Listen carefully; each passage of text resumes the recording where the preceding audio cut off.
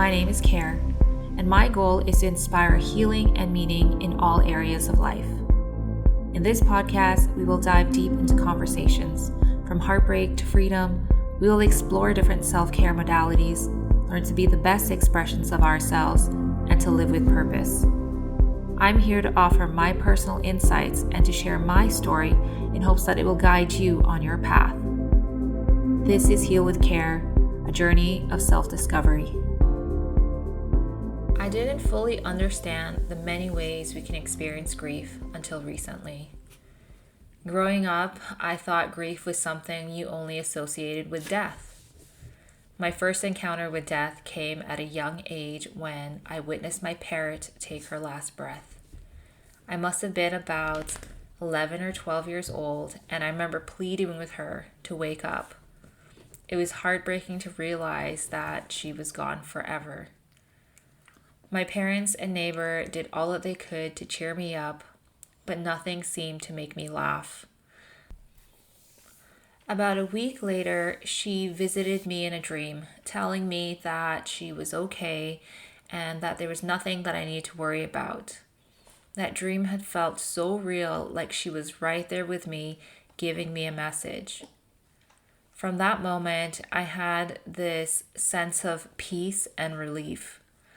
What I didn't realize at the time was that this was my parrot's soul stepping forward, giving me assistance so that I can cope with my first encounter with death. In my early 20s, a close family member passed away. It was the first time I truly witnessed the loss of a loved one who's not a pet. I grew up with this person and I was close to them. I remember it felt somewhat surreal and empty, like a disbelief that they were no longer going to be here with us in the physical world. Not long after that, a close friend of mine that I had met in high school took their own life. That loss hit me much differently because it was sudden and completely unexpected, and I had so many unanswered questions. I remember crying for days after that, not understanding this loss. Following that, my grandfather and my grandmother passed away. Suddenly, it felt like everyone around me was dying. I began questioning everything I thought I knew about life. I knew that we would all eventually leave this physical plane. I was filled with so much grief and sadness, yet part of me felt like I did not want to take this life for granted and to live my life to the fullest. Now that I'm in my late 30s, the past few years have brought a whirlwind of life-changing events, each accompanied by its own form of grief. I found myself grieving in ways I never thought possible and feeling overwhelmed by the world around me. It began with having my heart broken after a 12-year relationship. I never truly understood why people got so upset when they broke up. My past relationships had always been straightforward. When things weren't working out, whether we were having different values or goals, I recognized it immediately and was able to move on. I was young and still trying to figure out what I wanted in a partner. I was often the one initiating breakups, or at least it felt mutual. This time, however, was completely different. I realized that a relationship takes two people to make it work, and if one partner no longer wants to be in the relationship, there isn't much that you can do. They have to be the ones that want to make it work with you, otherwise it's just gonna go downhill from there. Looking back, I remember when a coworker was devastated over a relationship that didn't work. They were heartbroken, and I couldn't understand the grief that they were feeling or the extent of what was going on. At the time, I brushed it off, telling them, just get over it. There are plenty of other fish in the sea. I didn't realize how much they may have been hurting. So through my personal experiences, I've gained a much deeper sense of understanding and compassion for others. You don't know what you don't know. And as the years go by, I understand more and more why they say you're older and wiser. I've learned that Through my experiences, it has given me a perspective that allows me to relate to so many other people on a much deeper level. When I was younger, you can say I was young and naive, and I didn't care much about anything except for myself. Now that I'm older and have gone through so many different experiences, I'm a completely different person. I had a friend who had confided in me about having gone through a divorce, and it's not something that they would usually blurt out in a conversation. And at the time, I couldn't fully understand the extent of their pain. But divorce to me felt very common. And at every turn, it seemed like someone was getting a divorce, whether it was like in celebrity news. It started to feel like the new normal. What I didn't realize was how deeply personal and painful this could be for each person.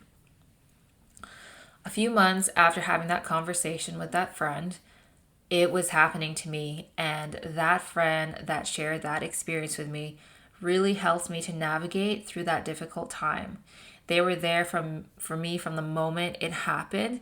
They helped me to navigate through the heartache, and they were very supportive with no questions asked. They knew what it was like to go through what I was going through, and they were there for me every step of the way. Heartbreak and divorce was not something I ever imagined would be part of my personal story, but they are. Not long after that, I had to face a very difficult decision that was very heart-wrenching. I had to decide if I was going to rehome one of my dogs. It was one of the most difficult situations that I've ever had to make a decision about. And one day I will share more about this in another episode. But for those of you who are pet owners, you know how pets become part of the family. They aren't just an animal, they love you unconditionally, and you love them the same way.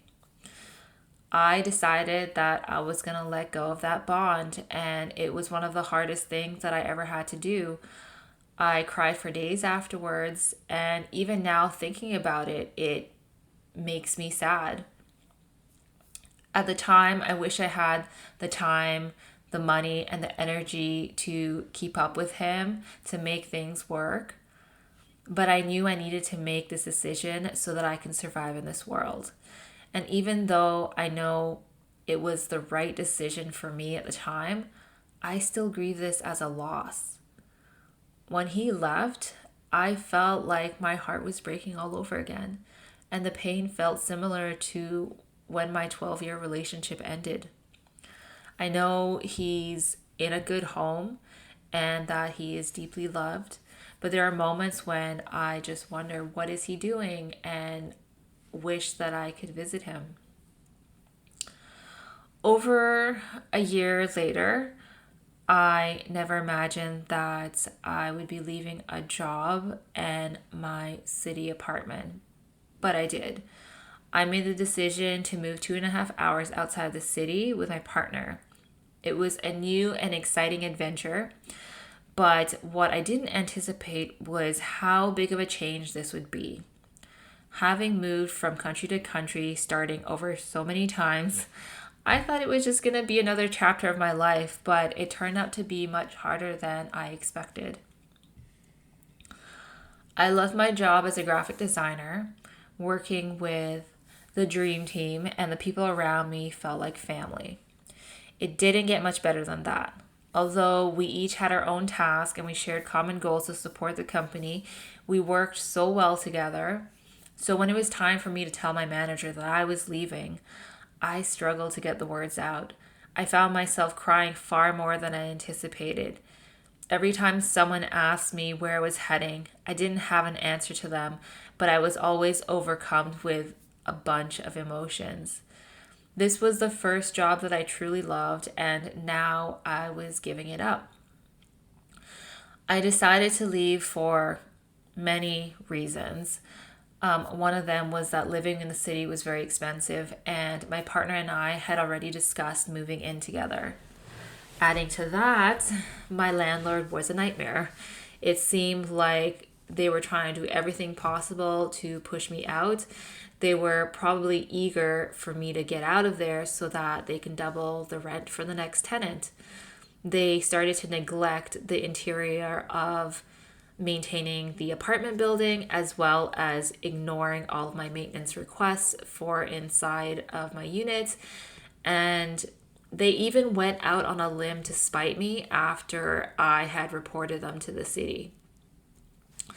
So it was just one part of the ongoing drama that I was dealing with every day. And it was enough to help me make the decision to leave and to know that I was making the right choice. On my last day of work, I did my best to hold it all together. My manager threw me a farewell party, and the people from all different departments and locations came to say goodbye to me. When it was finally time for me to leave, I said my goodbyes, staying strong. But as I walked to my car, I couldn't help but to allow the tears to flow. I was saying goodbye to an incredible group of people and stepping into the unknown. I didn't know what my future held for me financially, and I was taking a leap of faith into uncertainty. A few days later, it was time for me to move out of my apartment. I packed my car. I double checked to make sure I hadn't forgotten anything. I closed the door and I handed in my keys. As I started driving north, I found myself crying. I wasn't sure what that meant. That apartment had been my home for 12 years, and I was feeling a mix of different emotions.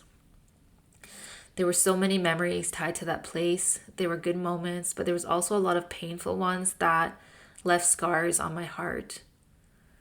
My encounters with the new landlord had caused me a lot of stress. And in some ways, I couldn't believe that I was finally free.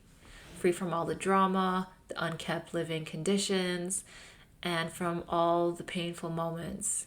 It was like a bittersweet moment, but I knew it was a direction that I needed to go.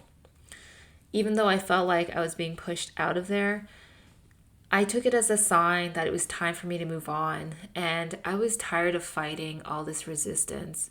It felt like in my gut that it was time for me to let go and cut the energetic ties from this space. It had caused me nothing but grief and frustration for the last couple of years, and I was done. I was ready to move on. After moving, I decided I wanted to offer energy healing services to the new community that I settled in. I was excited to share my passion, but I quickly discovered how exclusive and tight-knit this community was. It felt like every effort I made started to hit a roadblock. My events were being canceled prematurely by the event places, and I started to feel the struggle and disappointment. I found myself grieving the opportunities that didn't work out and started questioning everything. Was I crazy to think that I can start an energy healing business in this town? Had I been too optimistic about what was possible? The hope I initially felt in the beginning had started to fade, and the reality of my situation started to leave me wondering if I was truly on the right path. One particular situation had me grasping at straws, and I started to question my sanity. I had met someone at an event, and we began having casual conversations and sharing our business ventures, encouraging each other along the way. Excited about my new venture, I was optimistic and seeing the best in everyone. But as a new person in a small town, I quickly realized that gossip and drama was everywhere. Everyone knew everyone, and I decided that the best way that I can deal with this was to keep the gossip to myself and relied on my intuition to help me navigate through the community. At one point, this person invited me to join their business venture. I was so enthusiastic and eager to share my services with the community, I agreed without thinking. Looking back, I noticed that I rarely had the opportunity to speak during our conversations, and most of the times I found myself listening and nodding as they dominated the discussions, often speaking over me with their strong personality. When it came to planning out our ideas, I started to notice that my energy would drop, a clear sign that something was not aligning with me. I soon realized that as someone who wasn't born and raised in this town, my ideas and inputs weren't really appreciated. Every suggestion I made was dismissed, leaving me feeling small and as though I had nothing valuable to offer. Their abrasive personality slowly started to chip away at my self confidence. When I tried to clarify our plans for the business venture or when I had a question, they avoided answering my question and lost patience with me. I felt as though we didn't have a clear plan and it was messy overall. I was wasting my time. They made some unexpected comments to me that left me questioning my skill sets and ability and made me wonder if there was something wrong with me. I know that I've collaborated with so many people successfully in the past, but this time I was starting to doubt my ability to work harmoniously with someone else. What was I missing? It felt like I was constantly being hit with resistance ever since I moved to this town. That night, I couldn't sleep. I was overwhelmed with emotions, so I decided that I needed to end this partnership. It didn't feel healthy. It was hurting me more than it was helping me. And if somebody could make me feel this bad about myself, I didn't think this was a relationship that I wanted in my life. And I had done so much self work that I knew who I was. And this person was making me feel like I was more than inadequate to do what I wanted to do. The next morning, I called this person to end things, but I struggled to find the right words. Their abrasive approach to people had pushed me to the point where I felt like I needed to respond in the similar manner so that I could be heard. So, for the first time, I spoke bluntly and directly in hopes that they would understand. Instead of having a conversation about it, they lashed out at me and hung up the phone on me. There was no explanations that I was able to give, and they immediately blocked me in every way possible. So I guess that was the end of that relationship. Since then, I have had to take the time to reflect and process all of this information. In between, I questioned my worth and I wondered if I could have handled things differently. It was a painful experience that basically messed up my whole summer and left me grieving for days. I decided I was going to take a break from interacting with the community because at this point, all I wanted to do was stay home and not do anything. So, despite all the trauma, it taught me the importance of knowing my values and boundaries, knowing when I need to take a step back and protect my energy, to trust my intuition, and recognize when a situation isn't aligned with me. These past few years taught me that grief comes in many shapes and forms. It could stem from the loss of a loved one or a friend, the ending of a relationship, losing or rehoming a pet, leaving a job, moving to a new home, or more commonly, everyday situations that we come across on a daily basis. We all experience moments that upset us so much, and grief manifests differently in everyone. It shows us how much we care and where we need to focus our energy. It forces us to take a step back and create space for reflection and to ask important questions like, what did I learn from this experience? How can I move forward? Each experience of grief has taught me something unexpected. Losing a loved one reminded me of the impact they had on my life and inspired me to reflect on how I want to live moving forward. Ending a long-term relationship gave me the ability to relate to so many more people, to have compassion and understanding. It taught me that even though this wasn't something that I wanted at the time, it pushed me towards a new love that I never thought was possible. Rehoming a dog taught me to honor my energy and to accept that letting go can sometimes be for the best. Leaving a job that I loved showed me the importance of appreciating what I have while I have it, and proved that I am strong enough to take leaps that I never imagined possible.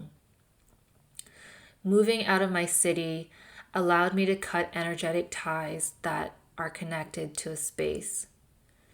And facing situations that have challenged my belief systems and made me question everything about myself forced me to clarify who I am, to honor my truth, and recognize when something isn't aligned with my values.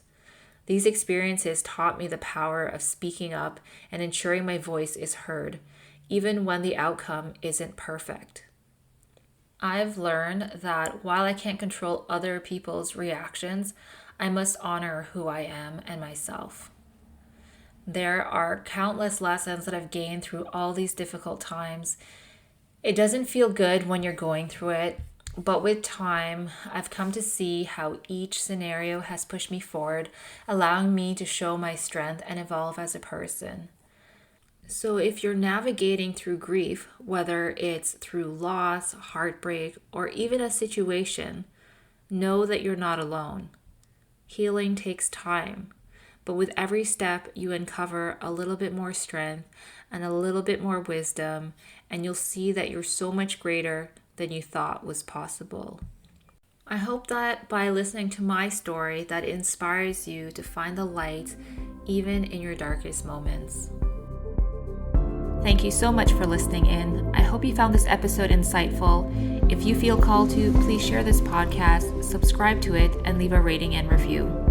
If you have any questions, comments, or feedback, you can email me at healwithcare@gmail.com or follow me on Instagram at healwithcare.